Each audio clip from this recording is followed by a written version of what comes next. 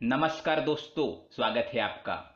इस संपूर्ण विश्व में सर्वशक्तिमान ईश्वर ही है और उनके इच्छा के बिना एक पत्ता भी नहीं हिल सकता। ये बात समय समय पर सिद्ध हो चुकी है। ईश्वर प्रत्यक्ष रूप से भले ही दिखाई ना दे, लेकिन अप्रत्यक्ष रूप से वह इस संसार के कण कण में बसे हुए है।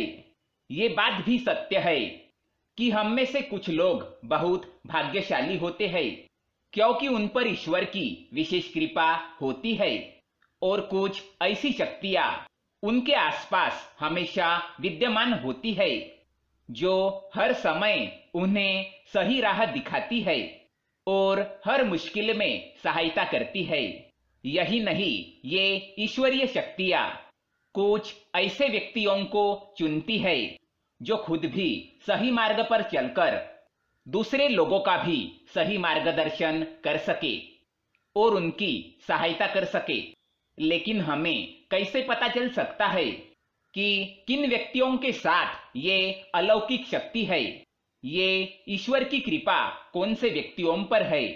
तो आपको बता दें कि हमारे प्राचीन ग्रंथों में कुछ ऐसे संकेतों के बारे में बताया गया है जिनसे हम ये समझ सकते हैं कि उस व्यक्ति पर ईश्वर की कृपा है और अलौकिक शक्तियां हमेशा उसके साथ मौजूद रहती है।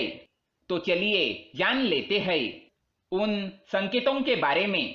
लेकिन इससे पहले दोस्तों, अगर आपने इस चैनल को सब्सक्राइब नहीं किया है तो इसे सब्सक्राइब अवश्य करें, ताकि ऐसे ही जानकारी वाले वीडियो आप देख सके।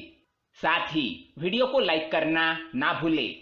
पहली बात, जिस व्यक्ति में काम, क्रोध, ईर्ष्या, मोह माया, लोभ, अहंकार जैसी भावनाएं ना हो, ऐसा व्यक्ति ईश्वर की विशेष कृपा प्राप्त होता है। ऐसा व्यक्ति व्यभिचार नहीं करता, क्रोध नहीं करता, इसे हमेशा अपने क्रोध पर काबू रखना आता है। ऐसा व्यक्ति अपने मुख से कभी गाली गलौज नहीं करता, अपने मन में ईर्ष्या की भावना ना रखकर अपने आचरण और व्यवहार से दया और प्रेम की भावना से दूसरों के साथ पेश आता है। ऐसा व्यक्ति संतोषी वृत्ति का होता है, यानी उसे किसी भी वस्तु का अत्यधिक लालच नहीं होता है। उसे जितना प्राप्त होता है उसी में वह स्वयं को संतुष्ट मानता है। दूसरी बात, अगर किसी व्यक्ति को सपने में कई बार मंदिर या उसके आसपास का परिसर दिखाई देता है तो शास्त्रों में ऐसे व्यक्ति को भाग्यशाली माना गया है, जिनको अपने सपने में ईश्वर का बार बार साक्षात्कार होता हो, जिनके साथ ईश्वरीय शक्तियां जुड़ी हुई होती है। केवल उन्हें ही सपने में ईश्वर दिखाई देते हैं। भगवान ऐसे व्यक्तियों को कुछ विशिष्ट संकेत भी देते हैं जिनसे वो व्यक्ति समझ सकता है कि अलौकिक शक्तियां हर तरफ और उसके साथ है।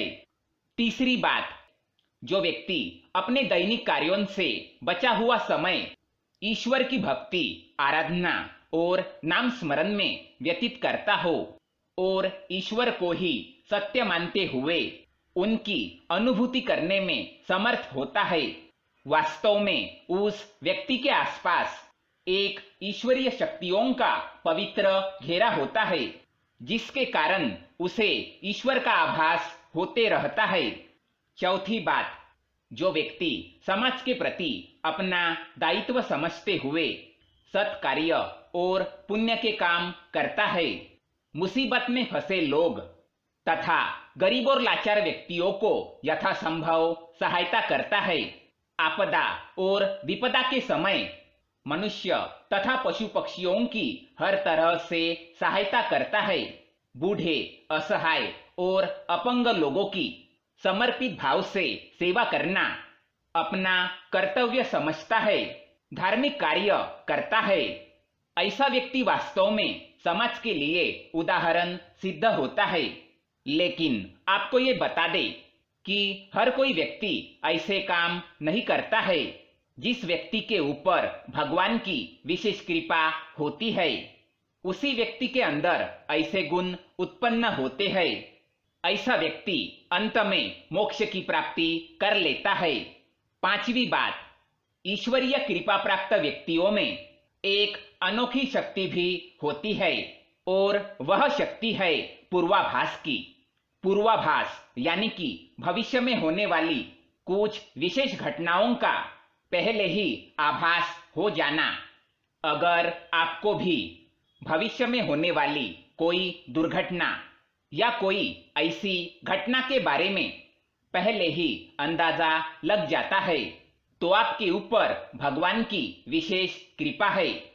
छठी बात, कुछ लोगों को हमेशा अपने आसपास एक विशिष्ट प्रकार की सुगंध का अनुभव होता है। हमेशा सुगंधित फूल, धूप, अगरबत्ती या कपूर जैसे पवित्र सुगंध का झोंका सा हवा में तैरता हुआ महसूस होता है, तो ये उसके आसपास ईश्वर की उपस्थिति का संकेत है और देवी देवताओं का आशीर्वाद उस व्यक्ति पर होता है। सातवीं बात, ईश्वर का समय यानी कि ब्रह्म मुहूर्त, जो कि सुबह 3:30 बजे से लेकर 5:30 या 6 बजे तक का समय होता है। हमारे शास्त्रों में इस समय को बहुत ही महत्वपूर्ण माना जाता है। ब्रह्म मुहूर्त को देवताओं का समय माना गया है, क्योंकि इस समय में वातावरण में एक अनोखे और सकारात्मक ऊर्जा का संचार होता है। यदि किसी व्यक्ति की नींद प्रतिदिन ब्रह्म मुहूर्त में अपने आप ही खुल जाती है और वो व्यक्ति अत्यंत प्रसन्न चित्त से अपने नित्य कर्म से निवृत्त होकर ईश्वर की आराधना करता है और उगते हुए सूर्य को अर्घ्य देता है, तो ऐसा व्यक्ति निश्चित रूप से ईश्वर की इच्छा के अनुसार ही ऐसा करता है। उसे ऐसा करने के लिए ईश्वरीय शक्तियां प्रवृत्त करती है, यानी कि ऐसे व्यक्ति पर भगवान की कृपा बनी हुई है। आठवीं बात, कई बार हम किसी मंदिर या धार्मिक स्थल पर भजन कीर्तन या कथा सुनने जाते हैं। कितने भी सुंदर भजन हो या कितनी भी अच्छी कथा हो, बीच बीच में हमारा ध्यान भटक जाता है और हम कभी अपने घर के विषय में, कभी अपनी किसी समस्या पर या फिर आसपास बैठे लोगों का विचार करने लगते हैं।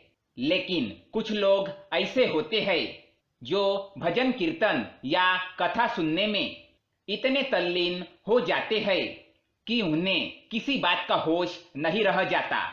उन्हें बस अपने आसपास पवित्रता का एहसास होता है और बहुत ही शुभ ध्वनियां सुनाई देती है। तो ऐसे व्यक्ति का साथ निश्चित ही अलौकिक शक्तियां दे रही है और ऐसा व्यक्ति आगे चलकर बहुत नाम कमाएगा। नौवीं बात, जो व्यक्ति ईश्वर के चरणों में ही परमानंद की अनुभूति करता है और ईश्वर भक्ति को ही वास्तविक आनंद मानता है, ऐसा व्यक्ति ना तो कभी दुखी रह सकता है और ना ही किसी को दुख दे सकता है।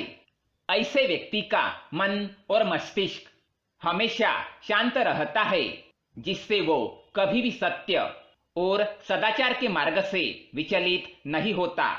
ये उसे ईश्वर से मिला हुआ एक विशेष आशीर्वाद होता है, जिससे वे हमेशा समाज में मान और सम्मान प्राप्त करते हैं। तो दोस्तों, ये थे वो 9 संकेत जिससे हमें ये पता चलता है कि किसी व्यक्ति पर ईश्वर की कृपा है। अगर आपको भी ऐसे संकेत मिलते हैं तो कमेंट करके अवश्य बताएं। वीडियो पसंद आए तो लाइक करें, कमेंट में जय श्री कृष्णा अवश्य लिखें, साथ ही चैनल को सब्सक्राइब करें। धन्यवाद।